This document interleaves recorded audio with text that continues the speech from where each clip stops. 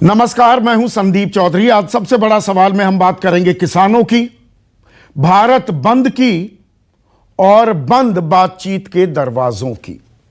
आज 27 सितंबर है। आज किसानों ने भारत बंद का आह्वान किया और इसके पीछे वजह यह थी कि एक साल पहले ठीक इसी दिन जो कृषि बिल हैं उन्हें कानूनी जामा पहनाया गया था। राष्ट्रपति ने संस्तुति दी थी, मंजूरी दे दी थी। और अब 10 महीने से, एक साल पहले कानून बने, 10 महीने से किसान आंदोलित हैं, 8 महीने से बातचीत बंद है। ऐसे में आज भारत बंद का ऐलान किया गया और जो जगहें अब वो आपके जहन में उतर चुकी हैं पूरे तरीके से, गाजीपुर हो, टीकरी हो, सिंगू बॉर्डर हो, केएमपी एक्सप्रेसवे हो, यहां पर बंद हुआ, सड़कें जाम कर दी गई। पर जो लगातार आरोप लग रहे थे इस आंदोलन पर कि ये तो मुट्ठी भर किसान हैं, ये दिल्ली के कुछ कोनों पर आकर बैठ गए हैं, उससे आगे भी बात बढ़ती दिखाई दी। देश के अलग अलग हिस्सों से बंद की तस्वीरें आई। पंजाब हरियाणा ही नहीं, उत्तर प्रदेश, मध्य प्रदेश, कर्नाटका, महाराष्ट्र, केरला, सिक्किम, यहां पर बंद किया गया। दिल्ली नोएडा बॉर्डर पर लोग फंसे रहे। मुंबई अहमदाबाद हाईवे पर घंटों का जाम लगा। मुंबई नासिक आगरा हाईवे पर भी गतिरोध हुआ।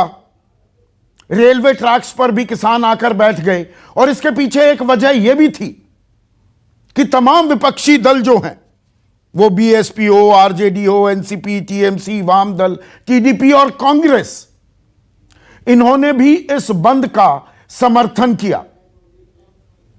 आरजेडी ने और लेफ्ट ने मिलकर पटना में प्रदर्शन किया, तो कांग्रेस, एनसीपी और शेतकारी संगठन ने मुंबई में प्रदर्शन किया। दिग्विजय सिंह बड़े नेता हैं कांग्रेस के, भोपाल में प्रदर्शन पर बैठ गए। और यह सिर्फ किसानों का भारत बंद नहीं था, मजदूर भी इसमें जुड़े और उसकी वानगी आपने दिल्ली में देखी। साथ ही साथ बेंगलुरु में, दक्षिण भारत में भी इस बंद की गूंज सुनाई दी। प्रियंका गांधी वाड्रा ने ट्वीट किया, खेत किसान का, मेहनत किसान की, फसल किसान की, लेकिन सरकार इन पर अपने मित्रों का कब्जा जमाने पर आतुर है। राहुल गांधी ने कहा, किसानों का अहिंसक सत्याग्रह आज भी अखंड है, लेकिन शोषणकार सरकार को यह पसंद नहीं है। अखिलेश यादव भी बोले। हर कोई अपनी राजनीति भी कहीं ना कहीं चमकाता दिख रहा है। किसान आंदोलन बीजेपी के अंदर टूटन का कारण बनने वाला है। जाहिर सी बात है, वो वरुण गांधी की ओर इशारा कर रहे थे। चौधरी बीरेंद्र सिंह 25 तारीख को आईएनएलडी ने एक बड़ी रैली की जींद में, वहां पर बोले, उनका भी दर्द छलका किसानों को लेकर। लेकिन लाख टके का सवाल यह है कि जो ये भारत बंद किया गया, और मैं फिर से खास दिल्ली एनसीआर की तस्वीरें आपको दिखाना चाहूंगा। घंटों का जाम लगा, घंटों का। गुरुग्राम में डीएनडी फ्लाईओवर पर लोग अपनी गाड़ी में ही बंद रहे। तो किसान परेशान हैं, 10 महीने से परेशान हैं, उनकी सुनवाई नहीं हो रही है। लेकिन आम आदमी सरकार और किसानों की इस नाक की लड़ाई में, क्या आम आदमी भी पिसता है? संयुक्त किसान मोर्चे ने जब बंद का आह्वान किया था, तब अपील भी की थी लोगों से कि आप अपने घरों में ही रहिए। सुबह 6 बजे से शाम 4 बजे तक कर रहे हैं। लेकिन कहना आसान होता है, बहुत से लोगों को अपनी नौकरी करनी है, उनको ऑफिस जाना जरूरी है, कोई जरूरी काम हो सकते हैं, किसी को अस्पताल ले जाना हो सकता है, तो वो घर में तो नहीं बैठ सकता है। तो आम आदमी पिस रहा है क्या? और सरकार की जिम्मेदारी बनती है या किसानों की जिम्मेदारी बनती है कि वार्तालाप फिर से शुरू किया जाए? अब इस आंदोलन पर राजनीतिक होने के आरोप लग रहे हैं कि नहीं जी, अब तो विपक्षी दल इनका समर्थन कर रहे हैं। लेकिन क्या आज तक देश में कोई आंदोलन हुआ है जिसमें किसी राजनीतिक दल ने उसका समर्थन ना किया हो? यह अपने आप में सवाल है। और किसान, छोटा किसान बने देश की शान, यह प्रधानमंत्री मोदी ने कहा है, लाल किले की प्राचीर से कहा है, जब हम 75वीं वर्षगांठ अपनी आजादी की मना रहे थे। लेकिन हकीकत यह भी है कि किसान 27 रुपए कमा रहा है। यह सरकार की रिपोर्ट है। 4 साल में 25 रुपए गन्ने के दाम बढ़ाए जाते हैं। कल बढ़ाए उत्तर प्रदेश में, पंजाब ने 35 रुपए बढ़ाए, उन्होंने भी 4 साल बढ़ाए, 4 साल बाद बढ़ाए। ऐसे में किसान की आय दोगुनी हो जाएगी क्या? जो मूलभूत सवाल हैं, क्या वो राजनीतिक आरोप प्रत्यारोप में कहीं दब जाते हैं? इस पर हम चर्चा करेंगे, हम बहस नहीं करते। आज का बड़ा सवाल, बातचीत बंद, भारत बंद, आम आदमी गाड़ी में बंद, ये कब तक चलेगा और कब खुलेंगे बातचीत के बंद दरवाजे?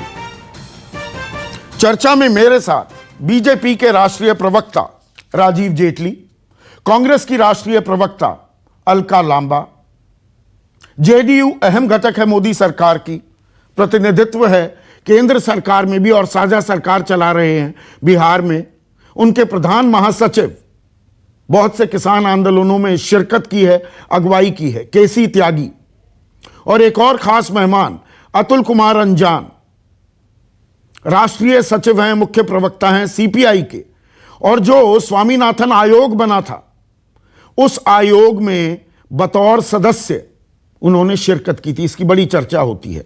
और इस आंदोलन के युवा चेहरा अभिमन्यु कुहाड़ भी हैं। लेकिन अभी बातचीत की शुरुआत करता हूं इस आंदोलन के सबसे बड़े चेहरे राकेश टिकैत के साथ।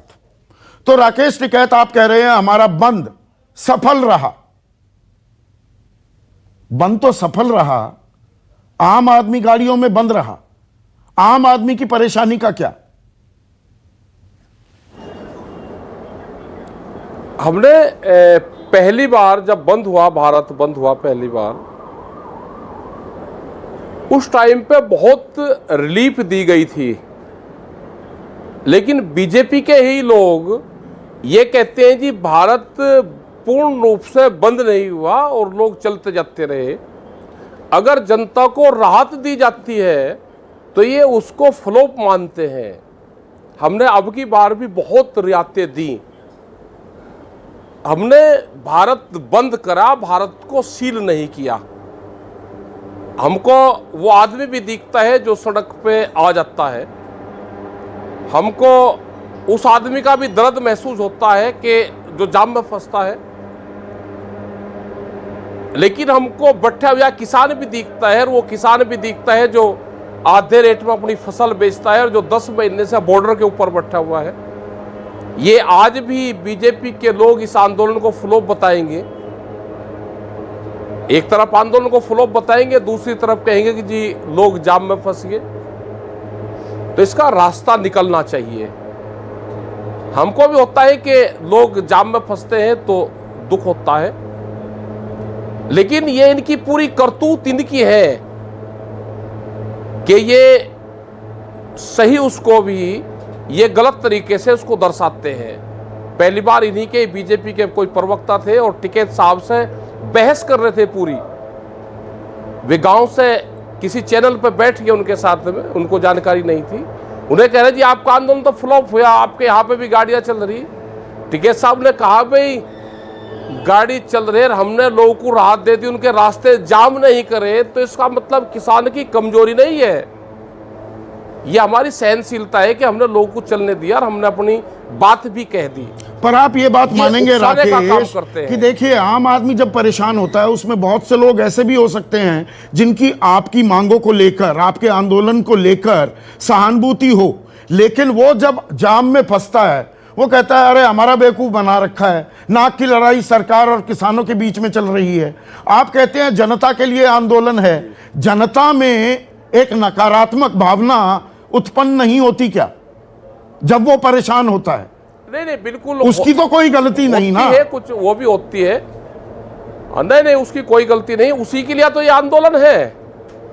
और जहां पे गुड़गांव का ये मसला दिखा रहे हैं गुड़गांव का जिस जगह का, वहां पे पुलिस डाइवर्जन कर सकती थी, आगे रास्ते खुले हुए थे, लेकिन पुलिस ने जानबूझ के उस ट्रैक पे उनको डाला जहां पे लोग बैठे हुए थे। पुलिस वहां से डाइवर्जन कर सकती थी, गुड़गांव के अंदर से वो लोग जा सकते थे, वहां से उनको रास्ते दे सकती थी। बहुत जगह यह हुआ कि जहां लोग बैठे हुए, पुलिस के लोगों ने जो गांव के रास्ते थे उस पे पब्लिक को डाला और पब्लिक अपने रास्ते पर निकल गई, उनको रास्ते दिए गए। हमने कोई एम्बुलेंस नहीं रोकी, कोई बीमार आदमी नहीं रोका, कोई जरूरतमंद आदमी जिसने एक कागज पे भी लिख लिया कि मुझे डॉक्टर पे जाना है पेन से, वो 5 किलोमीटर लंबे जाम में फंसा हुआ है, वो कहां से निकालेगा बीच में से गाड़ी? वो बिल्कुल हमने ये कहा है कि पुलिस ने पूर्ण रूप से जानबूझ के उस ट्रैक पे उसको डाला गया, वो साइड से निकाल सकते थे। लोगों को हुई परेशानी के लिए उनसे माफी मांगेंगे आप राकेश टिकैत? बिल्कुल, परेशानी किसी को हुई है तो हम तो पूर्ण रूप से ये आंदोलन उन्हीं का ही आंदोलन है। हमको दुख है कि जो लोग जाम में फंसे रहते हैं, हमको दुख है उस चीज का, हम नहीं इस तरह के मूवमेंट करना चाहते, लेकिन सरकार कैसे सुनेगी, वो जनता हमको सुझाव भी देते।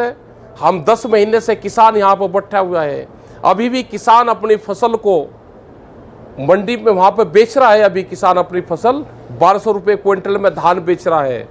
कल वे बिहार के किसान मिले जो यहाँ पे मजदूरी कर रहे हैं हरियाणा में, वे वहाँ के किसान हैं, यहाँ पे वे मजदूर हैं, वे 800 से 700 रुपये क्विंटल अपनी धान की फसल बेचते हैं। यह आंदोलन तो उन्हीं सब का आंदोलन है। पर ये आपकी नाक की लड़ाई बनी हुई है क्या? आपकी और सरकार की ये नाक की लड़ाई है, आम आदमी पिस रहा है। नहीं, एक सेकंड रुकिए, ये बात मैं क्यों कह रहा हूं। कल देर रात कृषि और किसान कल्याण मंत्री नरेंद्र तोमर ने क्या कहा, उनका मैं बयान चलवाता हूं, फिर आपकी प्रतिक्रिया लेता हूं, सुनाइए। मैं किसान बंधुओं को आग्रह करना चाहता हूं कि वो आंदोलन का रास्ता छोड़कर वार्ता का रास्ता अपनाएं। सरकार उनके द्वारा बताई गई आपत्ति पर विचार करने के लिए तैयार है, और इससे पहले भी कई बार बात हो चुकी है, लेकिन इसके बाद भी अगर उन्हें लगता है कोई बात बची है तो जरूर सरकार बात करेगी। तो सरकार बात करेगी, वार्ता का रास्ता अपनाइए। राकेश? नहीं, इनकी पूरी बात नहीं सुनी आपने। इन्होंने ये कहा कि हमने 22 तारीख को अपना फैसला सुना दिया था, और अगर कोई किसान को बातचीत करनी है तो बात कर ले। हम अपने फैसले पर पटित हैं कि कानून वापसी नहीं होंगे, और कोई संशोधन की कोई उनकी बात है तो बात कर सकता है।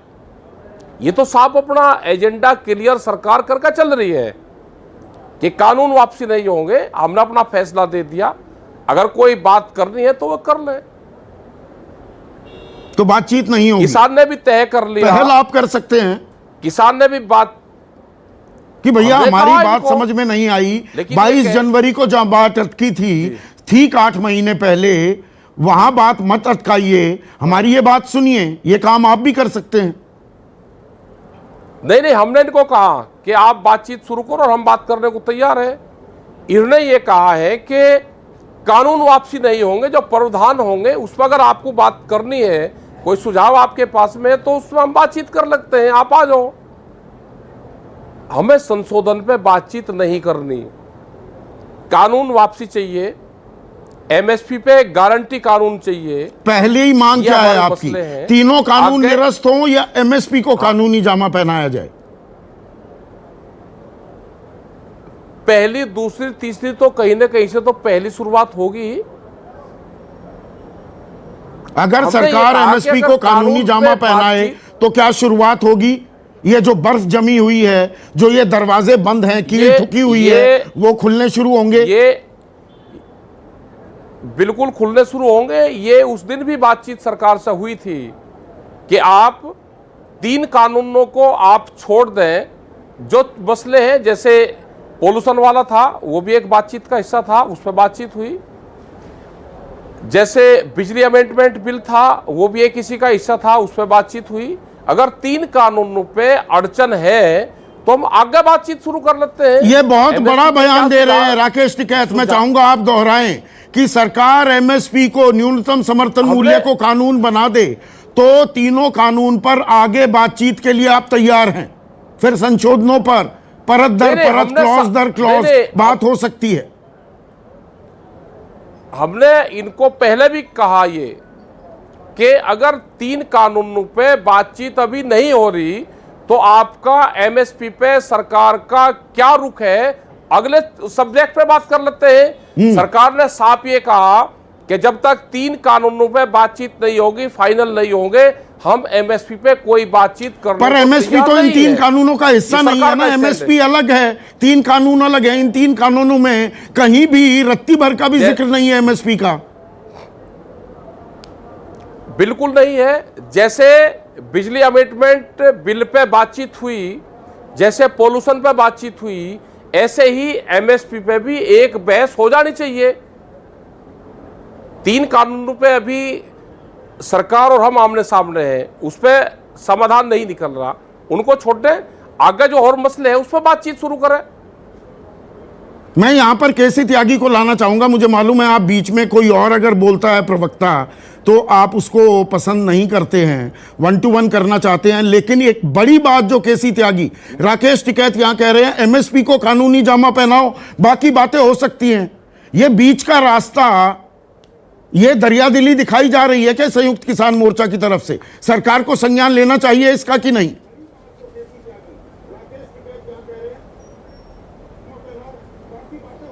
मैं श्री राकेश टिकैत जी के इस वक्तव्य का बहुत गर्मजोशी के स्वागत करता हूं। और राकेश जी से भी मैं कहना चाहता हूं, चूँकि मैं आपके आंदोलन का, हम एनडीए में होते हुए हम अकेले हैं जो आपके आंदोलन का हर बार समर्थन किया है और आज भी कर रहे हैं। और मुझे चौधरी चरण सिंह, देवीलाल जी और चौधरी महेंद्र सिंह टिकैत के नेतृत्व में भी आंदोलन में हिस्सेदारी करने का, धरनों पर बैठने का भी सौभाग्य प्राप्त है। और राकेश जी, ये 7 वर्षों का संकट नहीं, ये 70 सालों का संकट है, बल्कि उससे पहले ब्रिटिश काल का भी। अब जो हमारे साथी ने जो सुझाव रखा है, मेरा आपसे निवेदन है कि 1.5 साल तक के लिए वो टालने को तैयार हैं। उसकी सीमा 2 साल रख लो आप, नहीं भाई 1.5 नहीं, हमें तो 2 साल तक टालो, नंबर 1।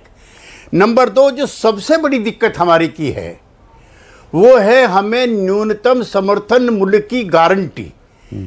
जैसे बाजार का कोई है, मिनिमम प्राइस उन्होंने तय कर दिया, एमआरपी तय कर दिया, इस फोन का 1 लाख रुपए है, ये 1 लाख और ये 99,999 पे नहीं मिलने का।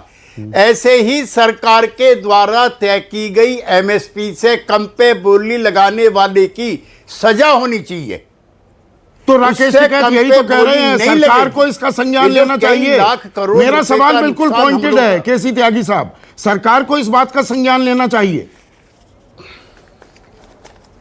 जी, हमने सरकार को इसका संज्ञान लेना चाहिए। और राकेश जी, एक मांग और जोड़ दो। बोलिए।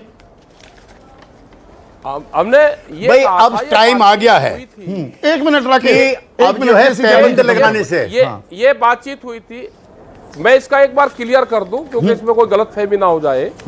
सरकार से ये बातचीत हुई थी कि हम तीनों कानूनों पे बात कर लेते हैं। 3 कानून पे बात नहीं बनी तो 2 कानूनों पे पहले बात हुई। बिजली अमेंडमेंट बिल पे सरकार ने कहा कि ये ठीक है, इस पे हमारी बातचीत होगी। पोल्यूशन पे बातचीत होगी। जब 3 कानून पे बात आई, उस पर बहस चलती रही, बात नहीं हुई। हमने कहा कि इसको छोड़ के आप एमएसपी पे बात कर लें। और एमएसपी पे सुझाव क्या है वो आप बता दें, क्लियर कर दें। तो सरकार ने मना कर दिया कि एमएसपी पे हम बातचीत नहीं करेंगे। दूसरा, ये भी बातचीत हुई थी कि एमएसपी गारंटी कानून दे दो, 3 कानूनों को वापसी कर लो, ये आंदोलन खत्म हो जाएगा। आगे एक कमेटी बनेगी, वो भी इसी का एक हिस्सा है कमेटी। और कमेटी जितने भी और मामले होंगे, वे मामले कमेटी बैठ के, कुछ संयुक्त मोर्चे के लोग होंगे, कुछ बुद्धिजीवी लोग बाहर से हम ले लेंगे, और कुछ सरकार के लोग होंगे, सरकार के अधिकारी होंगे, और जो भी मामले होंगे उस कमेटी को बैठ कर तय करते रहेंगे हम। क्योंकि बातचीत तो आगे भी होनी है, बहुत मसले आएंगे। तो सरकार अभी कोई बातचीत को कोई तैयार नहीं है अभी इस मामले पे। तो ये तो तैयार होना चाहिए। ये हमने- बर्फ पिघलने का इससे बेहतर दरवाजा खोलने का, केसी त्यागी, इससे बेहतर रास्ता क्या हो सकता है? लेकिन ये है कि जो भी बातचीत हो सरकार मकान के अंदर बात करे। हाँ। मकान के अंदर, मकान के बाहर नहीं। ठीक है। सरकार को कोई अपना पक्ष रखना वो अंदर बात करे, हमको अपना पक्ष रखना वो बैठ के अंदर करे, बाहर ठीक नहीं। है। राकेश जी, हाँ, क्या बात कर रही ये? मैं अब फ्री हो जाऊं। राकेश एक सेकंड जी, में, नहीं अभी 2-3 राकेश सवाल जी, हैं, बस केसी त्यागी आज बोल जो रहे हैं। आपका बढ़ा हुआ राजनीतिक, राकेश जी, आज आप गांव के किसानों की आवाज बन गए। मेरा आपसे निवेदन है, और ये आंदोलन 10-20 साल नहीं चला करते। देखो, हम भी आंदोलन में रहे और इमरजेंसी में जेल भी रहे हैं इंदिरा जी के खिलाफ। मेरा आपसे निवेदन है, 4-5 पॉइंट रख रहा हूं, अगर आपको अच्छा लगा है तो आप संदीप जी से कहिएगा इस बहस को चलाएं।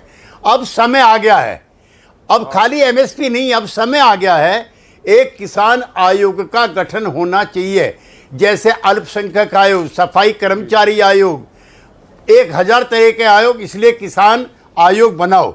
मैं जल्दी जल्दी पढ़ रहा हूं। हाँ। खेती मुनाफे का सौदा बने, गांव से पलायन रुके, दाम तय करने में किसानों की भूमिका हो, सभी पार्टी किसानों के लिए अपना अलग घोषणा पत्र तैयार करें। 50% लैंड इरिगेटेड है, इसको अतिरिक्त उत्पादन हेतु लैंड इरिगेशन प्लान बने। फलों और सब्जियों के लिए एमएसपी तय हो, एमएसपी से कम पर खरीद दंडनीय अपराध हो। गांव में शिक्षा, स्वास्थ्य, सड़क की शहरों की तर्जों पर हो। ठीक है, मैं आपकी कृषि बात में समझ निवेश गया। अब बढ़े। राकेश टिकैत स्क्रीन पर, और गांव- राकेश टिकैत स्क्रीन पर। राकेश टिकैत, अभी कल सरकार ने 25 रुपए बढ़ाए गन्ने के दाम, एमएसपी को कानून बनाने की बात कर रहे हैं। गन्ने पर तो पहले से ही एक कानून है ना, शुगर केन कंट्रोल ऑर्डर है 1966 का, पर वो भी पैसे मिलते हैं क्या? भुगतान तो रुका रहता है, ये भी एक हकीकत है ना। अभी करीब 18,000 करोड़ के आसपास बकाया है, और सरकार ने जो घोषणा पत्र में कहा, ये इन्होंने जब बोलते थे तो कहते थे 450 रुपया क्विंटल देंगे। जब सरकार आ गई तो घोषणा पत्र 375 का आया, और रेट बढ़ाया 5 साल बाद में 25 रुपया। हमको जो नुकसान हो रहा है इनके घोषणा पत्र के आधार पे, उसकी भरपाई सरकार कर दे। आज महंगाई के हिसाब से 5 साल में कितनी महंगाई बढ़ी है, उसी के हिसाब से हमारे रेट आज के तय करते हैं। नहीं, महंगाई बढ़ी है, डीजल के दाम बढ़े हैं, बिजली के दाम बढ़े हुए हैं, 170 रुपए हॉर्स पावर हैं। हमने इनको कहा कि 450 450 रुपया आप कर दो, लेकिन जो डिफरेंस रहा है पहला हमारा इनके घोषणा पत्र के से जब इनकी सरकार आई आज तक का, वो डिफरेंस हमको दे। नहीं, पर मुझे एक चीज समझाइए, आपके सहयोगी हैं, आप ही के बड़े नेता हैं ना, बलबीर सिंह राजेवाल। जब पंजाब में अगस्त के महीने में 35 रुपए गन्ने के दाम बढ़ाए जाते हैं तो वो लड्डू खिलाते हैं। उस वक्त के मुख्यमंत्री थे कैप्टन अमरिंदर सिंह, तो वहां भी तो 360 रुपए दाम है, यहाँ 350 हुआ। यहां सवाल उठाते हैं, वहां लड्डू खिलाते हैं। तो क्या राजनीति कर रहे हैं? यहाँ पे इन्होंने घोषणा पत्र में नहीं, यहाँ पे घोषणा पत्र में इन्होंने कहा, जो बीजेपी का घोषणा पत्र था हम तो उसको बांध रहे हैं ना, घोषणा पत्र को बांध रहे हैं। पंजाब में बिजली फ्री है। नहीं, संकल्प पत्र में बीजेपी ने कहा था 14 दिन के अंदर हम भुगतान करेंगे, कोई दाम तय करने की बात नहीं है उस संकल्प पत्र में। घोषणा वो भी है कि हम इतना वो देंगे, और पंजाब में तो बिजली भी फ्री है। यहाँ पे बिजली फ्री करवा दो, 175 रुपया देते हैं हम, बिजली फ्री है। भाई बिजली फ्री करवा दो। और देश के प्रधानमंत्री जी बाहर गए, वहां पे कहा कि पूरा देश हमने डिजिटल इंडिया कर दिया, वहां पे भाषण दिया। हमारे किसानों को भी डिजिटल इंडिया कैंपेन से जोड़ दो, हम भी धन्यवाद कर देंगे। हमारी फसलें जब हम फसल बेचे तो जब तक किसान घर जाए उसके पैसे में उसका खाते में पैसे चले जाए उसके। तो सरकार यही तो कह रही है, पंजाब हरियाणा में धान की खरीदी में या अभी जो गेहूं की खरीदी हुई उसमें डायरेक्ट बेनिफिट ट्रांसफर हो रहा है। हमने तो 4 लाख करोड़ की पहले खरीदी होती थी, 8 लाख करोड़ की कर दी। वो व्यापारी की होती है, किसान की नहीं होती। और पिछले साल का किसान का भुगतान नहीं आया गन्ने का, उसका गेहूं का, उसकी जानकारी करवाओ आप भी। बहुत किसान है कि उनका पैसा नहीं आया, वो पूरा उलझा हुआ है। तो ये सिलसिला कब तक चलेगा राकेश टिकैत? ये जब तक सरकार नहीं मानेगी जब तक चलेगा। ना किसान कमजोर है, ना था और ना रहेगा। यह आंदोलन हमारा जारी रहेगा। भारत सरकार जब बातचीत करेगी, हम जब बातचीत कर लेंगे उनसे, यह आंदोलन हमारा जारी रहेगा। और ये अभी जो राजनीतिक होता जा रहा है आंदोलन, ये सारे विपक्षी दल जो आपका समर्थन कर रहे हैं, ये अपने राजनीतिक हित साध रहे हैं। ये बात भी समझ में आ रही है आपकी? तो आप राजनीति का हिस्सा हो रहे हैं। अगर कोई समर्थन दे रहा है तो ले तो नहीं रहा, कुछ भी दे ही रहा। लोग दुखी हैं, उनकी पार्टी के लोग दुखी हैं, जनता दुखी है, तो वे भी दे रहे हैं समर्थन। पहले ये बीजेपी वाले भी समर्थन देते थे, तो बीजेपी को तो जितवाया। और अगर बीजेपी जीत जाती है यूपी में अगले साल, फिर क्या होगा आंदोलन का? तब तक बातचीत के दरवाजे नहीं खुलते। जनता तो वोट नहीं देगी, जनता तो वोट इनको नहीं देगी। गुंडागर्दी से ये जीत सकते हैं, सरकारी बंदूक का इस्तेमाल करके जरूर जीत सकते हैं, जैसे जिला पंचायत में जीते। तो आपका आंदोलन अभी जारी रहेगा, बातचीत के लिए आप तैयार हैं? जारी रहेगा। एमएसपी पर कानून बन जाए तो बीच का रास्ता भी निकल सकता है। बातचीत तो करें ना, मैं सब चीजों पर बातचीत तो करें। ठीक है, बहुत बहुत शुक्रिया राकेश टिकैत। तो ये बातचीत के बंद दरवाजे कब खुलेंगे राजीव जेटली?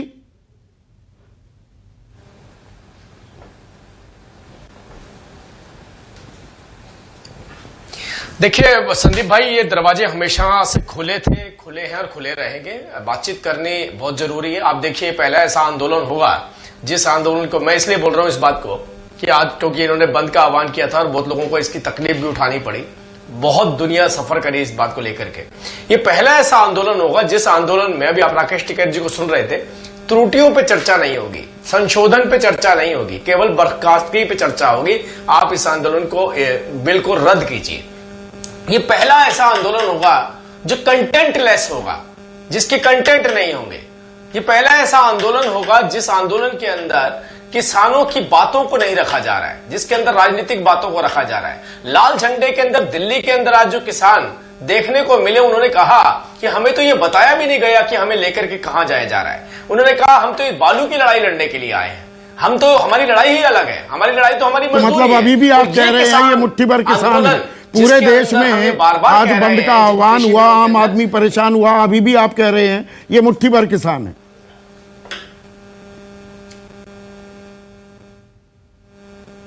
मैं ये नहीं कह रहा हूं ये मुट्ठी भर है या इनकी तादाद ज्यादा है। मैं ये कह रहा हूं कि उस आंदोलन की सच्चाई को उजागर करना इसलिए जरूरी है क्योंकि आंदोलन के पीछे प्योरली राजनीतिक एजेंडा है। हमने बार बार कहा था किसान नेताओं से आइए चर्चा करें, और अभी आपने थोड़ी देर पहले देखा राकेश टिकैत जी ने क्या बात कही। उन्होंने कहा मैं त्रुटियों पे चर्चा नहीं करना चाहता, नहीं, ये कब कहा? के साथ डिस्कशन नहीं करेंगे, ये कब कहा? हम संशोधन भी नहीं करवाना चाहते, ना, हम तो इसे रद्द करवाना तो सबसे आज मेरे कार्यक्रम में सबसे बड़ी बात जो उन्होंने कही, सरकार एमएसपी को कानूनी जामा पहना दे, संशोधनों पर विस्तार से बात हो जाएगी। कानूनी जामा पहनाने में कौन सी टेक्निकलिटीज पर बात करनी है? ये बात तो प्रधानमंत्री मोदी जब गुजरात के मुख्यमंत्री थे 2011 में, working group on consumer affairs के अध्यक्ष थे, उन्होंने कहा था वैधानिक दर्जा दीजिए एमएसपी को, वो दे दीजिए, ये बर्फ पिघल जाएगी।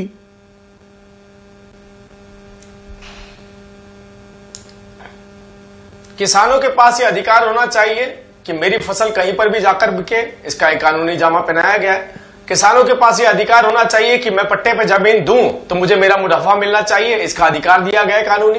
ये कौन सी लड़ाई लड़ रहे हैं? ये अगर इस बात की लड़ाई लड़ रहे हैं कि जो कानून आपने बनाया उसे रद्द कीजिए, जो कानून हम बताएंगे आप उसे लागू कीजिए। अरे भाई, मेरा जो छोटा किसान है, मैं आज आपसे संदीप जी एक बात पूछना चाहता हूं, इसमें छोटे किसान को फायदा होगा कि नुकसान होगा? आप बताइए, आप तो कृषि के एक्सपर्ट हैं, आप तो मास्टर हैं। छोटा किसान इससे फायदा लेगा कि नुकसान लेगा? इसमें सबसे बड़ा नुकसान अमेरिका में बैठे आड़ती को होगा। अमेरिका में बैठा आड़ती जो यहां पे एक जिले की, एक प्रदेश की फसल दूसरे प्रदेश के अंदर पॉलिश करके बेचता है, उसकी कमाई पे चोट लग रही है। अरे ये किसान भाई तो समझ में तब आएगा जब उन्हें ये पता चलेगा ये लड़ाई तो हमारी है ही नहीं। अच्छा, छोटे अरे मेरी किसान लड़ाई का मैं लड़ने मान वाला लेता अगर कोई हूं, व्यक्ति आपकी होता बात तो मुझे मान ली। आकर बताता एक सेकंड राजीव, आप बड़े एक मिनट, मैंने मान ली छोटे किसान 86% छोटा किसान है, 27 रुपए प्रतिदिन किसान की आमदनी है। एमएसपी पर खरीदी 6% होती थी, शांता कुमार कमेटी रिपोर्ट ने कहा, अब वो बढ़कर 9% हुई है। आपने चाहे डबल खरीदी कर ली वगैरह वगैरह, वो भी पंजाब हरियाणा में ज्यादा खरीदी हो रही है, बाकी जगह तो सब डिसमेंटल हो चुका है। तो छोटे किसान को फायदा कैसे होगा? 1975 का धान अगर 1200 में बिक रहा है, 1868 रुपए का मक्का अगर 800 रुपए में बिक रहा है, और एमएसपी पर मक्के की खरीदी 0.1% है। 39% गेहूं, 40% धान, बाकी 23 में से जो 21 फसलें हैं उनकी खरीदी होती है 0%, 0.1, 0.4, 2%, 2.5%। गलत कह रहा हूं? ये सारे आंकड़े आपके हैं, सीएसीपी के हैं। गलत कह रहा हूं तो बताइए। मैं भी आपको कुछ बताना चाहता हूं। एनएसएसओ की रिपोर्ट 2018-19 की आई, जिसमें बताया गया कि किसान की पारिवारिक मासिक आय 10,218 रुपए है। ये एनएसएसओ का डेटा जो आया, उसमें मजदूरी कितनी है? छोटी सी बात, मजदूरी कितनी? ना, ये देखिए आंकड़े आधे अधूरे मेरे शो पर नहीं चलते। 10,000 रुपए की आय में से मजदूरी की आय कितनी है बताइए प्लीज। नहीं, बिल्कुल नहीं, पूरे दूंगा आपको। बताइए कितनी मजदूरी? मैं आय की बात कर रहा हूं, आय की तो बात कर रहा हूं। आय में मजदूरी से आय कितनी? 10,218 आय की बात कर रहा हूं। आय में 4,000 रुपए मजदूरी है। आपने किसान को क्या मजदूर बना दिया? 3,700 रुपए उसकी खेती से आमदनी है। गलत कह रहा हूं? फिर बताइए। बिल्कुल नहीं, यही तो आपने पते की बात करी। आपने कहा कि आप किसानों को आपने मजदूर बना दिया। अरे हम तो किसानों को मुनीम बनाना चाहते हैं, मजदूर नहीं बनाना चाहते। यहां तो लड़ाई इस बात की हो रही है किसान मजदूर बना रहे हैं।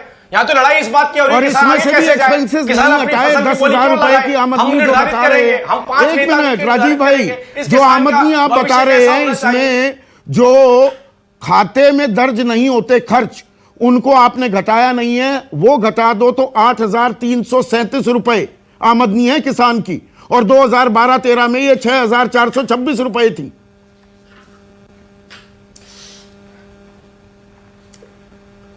मैं सिलसिलेवार आपकी बात का जवाब दे रहा हूं। मैं संदीप जी आपको चैलेंज करता हूं। आप तो पूरे देश में कृषि के साथ जुड़े रहे हैं और जाते भी हैं विभिन्न प्रदेशों के अंदर। आप जाइए सोनीपत की बेल्ट में। आपने कहा ना कि धान की खरीदी नहीं होती या मक्का की खरीदी नहीं होती। आप जाइए, मैं आपसे बोलता हूं किसान से एमएसपी पे उस अपनी धान बिकवा के दिखवा दीजिए।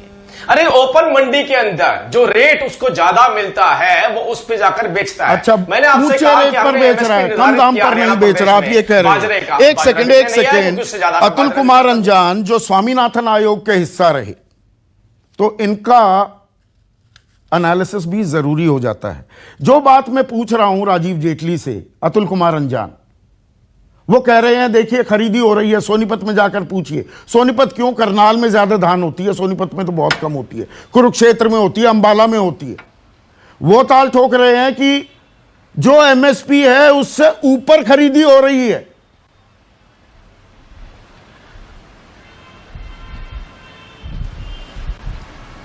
देखिए संदीप भाई, आपने उनका जवाब दे दिया, उनके पास कोई उत्तर नहीं है।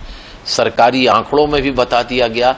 एनएसएसओ की इस रिपोर्ट में जो 2013 से 2018 के बीच में आई, उसने साफ साफ कह दिया कि 27,500 रुपए प्रत्येक कृषि परिवार पर कर्जा और बढ़ गया। तो ये कर्जा कैसे बढ़ा? अगर आमदनी बढ़ गई, आमदनी दुगनी हो गई, तो कर्जा कैसे बढ़ गया? 47,000 से 74,121 रुपए कर्जा हो गया। कृषि अर्थशास्त्री सीएससीपी हजार हो गया, एक कर्जा हो गया। मैं आपसे कहता हूं ये सब आंकड़ेबाजी हमने स्वामीनाथन कमीशन में 3 साल में दिन रात सो करके governor, reserve bank of India से लेकर नाबार्ड के चेयरमैन तक और सीएमडी से बात करके देख ली। और तभी हमने इस बात को ये कहा था कि बिना कृषि लागत दर घटाए कोई जीवन में सुधार नहीं हो सकता किसानों के। आपने किसी लागत दर घटाई नहीं और महंगाई इतनी चरम सीमा पर पहुंच गई। अब आप क्या कह रहे हैं कि हम अपनी खेत से पैदा हुए सरसों को पेर करके अपने लिए तेल भी नहीं बना सकते, हमको खरीदना पड़ेगा बाहर से।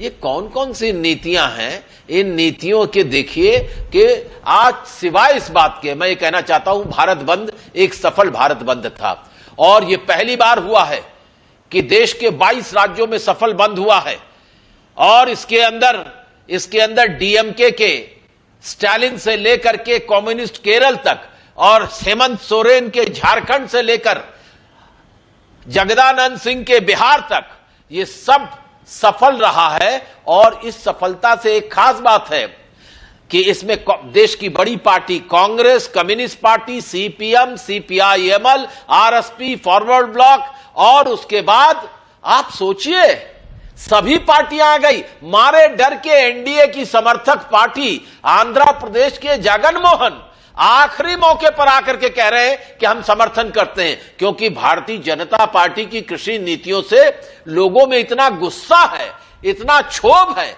कि आज इन सरकारों को समर्थन तो ये तो करना खिसियानी पड़ रहा है, बिल्ली खंबा जो नोचे एनडीए वाला के साथ खेल तो खड़ी नहीं थी। कर रहे हैं आप इसलिए अतुल भाई सरकार से मैं कि कहना मोदी चाहता हूं, सरकार इससे को कुछ चुनौती दे नहीं पा रहे। ये किसानों की बैसाखी मिल गई, खिसियानी नहीं, बिल्ली नहीं। खंबा नोचे मौके पर चौका लगाने के चक्कर में हैं आप, और इसे सफल बता रहे हैं कि पूरा अखिल भारतीय स्तर पर भारत बंद हो गया। देखिए एक बात करिए, नहीं देखिए, हाँ बंद हो गया, लेकिन मैं चौका नहीं लगा रहा हूं। आपको लग रहा था कि वो जो मोदी जी 2014 में और 13 में भाषण कर रहे थे, हिटलर की तरह हुंकार भरवा रहे थे नीचे से, बोलो हाँ मैं देश नहीं बिकने दूंगा, और आज नारा बदल गया, मैं देश बेचकर ही दम लूंगा। आप देख नहीं रहे संयुक्त राष्ट्र संघ में क्या हुआ? भाषण दे रहे थे हमारे प्रधानमंत्री, मेरा दिल खौल रहा था। पूरा संयुक्त राष्ट्र संघ का पोडियम खाली था, सारा लोग खाली थे। ये कोई रास्ता बता देगा हमारे लोगों को कि go this is the way? जो वाइस प्रेसिडेंट थी कमला हैरिस ने क्या कहा? लोकतंत्र देखो, किसान आंदोलन की वो धमक थी, उन्होंने इशारे में प्रधानमंत्री को बताया, और ये पहला मौका था कि कोई राष्ट्रपति हमारे प्रधानमंत्री को दरवाजे तक छोड़ने नहीं आया। Joint press conference white house में होती थी, वो नहीं तारीफ हुई है केसी त्यागी साहब। अब मैं संयुक्त राष्ट्र को अमेरिकी दौरे को लेकर नहीं इसको बीच में घसीटना चाहूंगा। प्रधानमंत्री मोदी के संबोधन की 76वां जो सत्र था उसकी दुनिया भर में प्रशंसा हो रही है, पर यहां पर क्या आपको लगता है आज एक मेजर ये बात कही है राकेश टिकैत ने कि हाँ एमएसपी पर कानून बनाओ, हम बातचीत के लिए आगे तैयार हैं। आपने उसमें जोड़ दिया कि 1.5 साल तक सरकार इन कानूनों को ठंडे बस्ते में डालने को तैयार है। भाई कह दो 2 साल तक हर संशोधन पर बात कर लें, तो बातचीत के तो दरवाजे खुलने होंगे या राजनीतिक लड़ाई देखी जाएगी कि जी यूपी में कौन जीतता है? यूपी में बीजेपी जीत गई तो आंदोलन हो गया टाई टाई फेस, फिर तो पंजाब के नतीजे भी देखने होंगे, उत्तराखंड के नतीजे भी देखने होंगे कि वहां किसकी सरकार बनती है।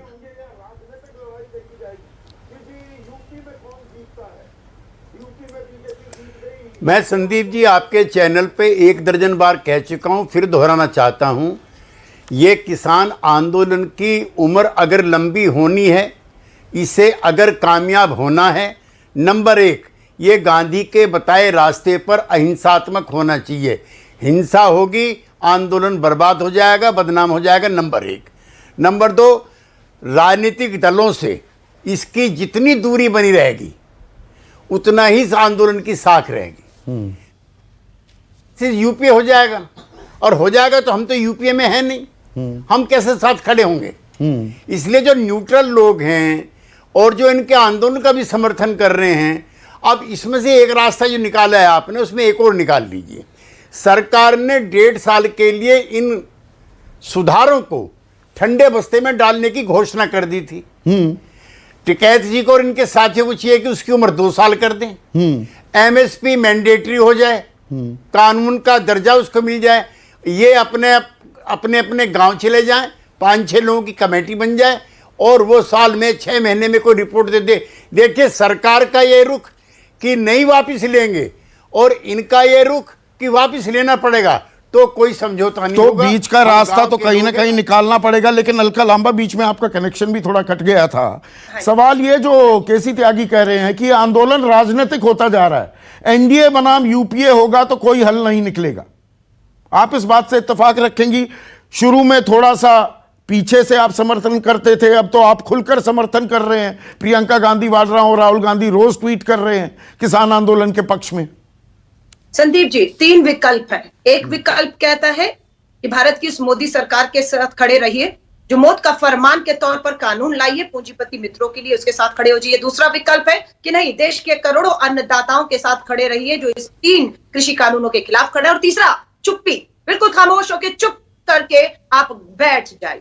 हमें तीसरा विकल्प मंजूर नहीं, हमें पहला विकल्प भी मंजूर नहीं कि इस पूंजीपति मित्रों को लाभ पहुंचाने के लिए कृषि कानून जो है एक मौत का फरमान के तौर पर है। हमने रास्ता चुन लिया, हम देश के करोड़ों अन्नदाताओं के साथ तब तक खड़े रहेंगे जब तक इस अन्नदाता को न्याय नहीं मिल जाता।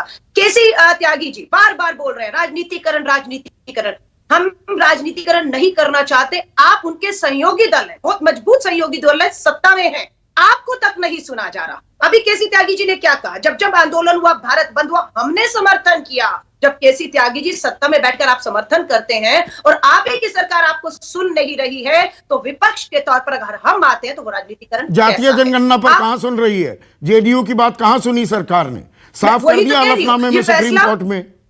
ये जेडीयू को तय करना है कि मात्र आप सत्ता में बने रहना चाहते हैं या जिन मुद्दों को लेकर आप सत्ता में हैं उन मुद्दों पर आपको सरकार को झुकाना भी होगा। छोड़ दीजिए ना, क्या मजबूरी है केसी त्यागी जी? अगर आपकी एक एक बात को वो मान नहीं रही, आपकी मजबूरी क्या है? या सत्ता का लालच है? हम आपको बता रहे हैं। हमने आपको कहा, आपने अभी कृषि मंत्री को सुनवाया, उन्होंने कहा हम सारी आपत्तियों पर विचार विमर्श करने को तैयार हैं। आपत्तियां तो आपको पता है, पिछले 10 महीनों से किसान आंदोलित है, 500 से ऊपर शहीद हो चुका है, अभी भी टस से मस नहीं, और आपको आपत्तियां ही नहीं पता। प्रधानमंत्री जी कल विस्तारा प्रोजेक्ट, जो 20,000 करोड़ का सेंट्रल विस्तारा प्रोजेक्ट देखने के लिए 1 घंटा वहां पर फोटो सेशन होता है, लेकिन कृषि कानून के बिंदुओं पर चर्चा करने के लिए समय नहीं है। संदीप जी, आपने प्राथमिकता किसको दी इस डिबेट की शुरुआत में? किसके साथ आपने 101 किया? प्राथमिकता आपने अन्नदाता को दी। 101 आपने चर्चा राजनीति से शुरुआत नहीं की, किसान से शुरुआत की। क्या वो शुरुआत देश के प्रधानमंत्री नहीं कर सकते? वो एक फोन कॉल दूर कहते हैं, लेकिन वो किसान, हमें रात को ये लग रहा था किसान को तो हाशिए पर सभी ने रखा ना।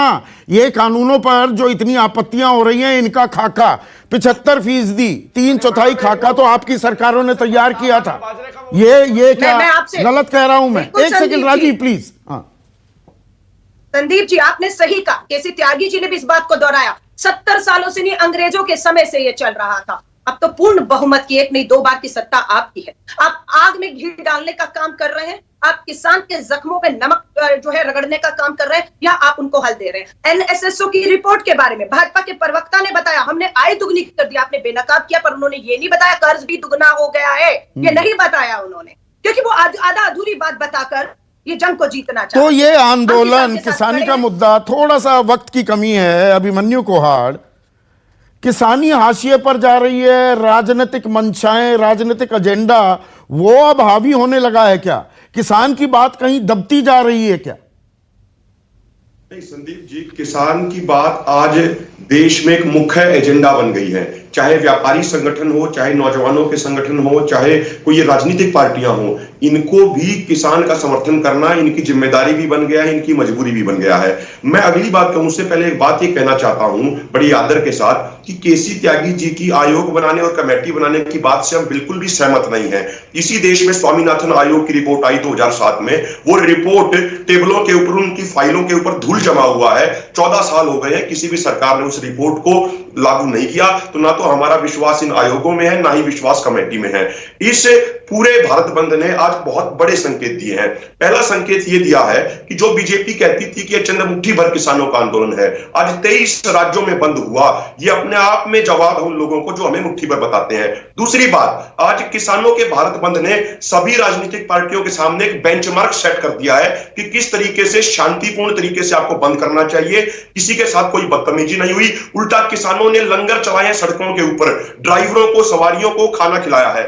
तीसरी बात संदीप जी, कि जो ग्रामीण इलाके हैं, ग्रामीण परिवेश में नौजवानों का बहुत ज्यादा समर्थन इस आंदोलन को मिल रहा है। तो नौजवानों की जो एक बेरोजगारी है और दूसरी तरफ खेती जो लगातार घाटे का सौदा बनी 1990 के दशक से, तो आज नौजवानों के पास ना तो रोजगार है और खेती उनके लिए घाटे का सौदा बन चुकी है।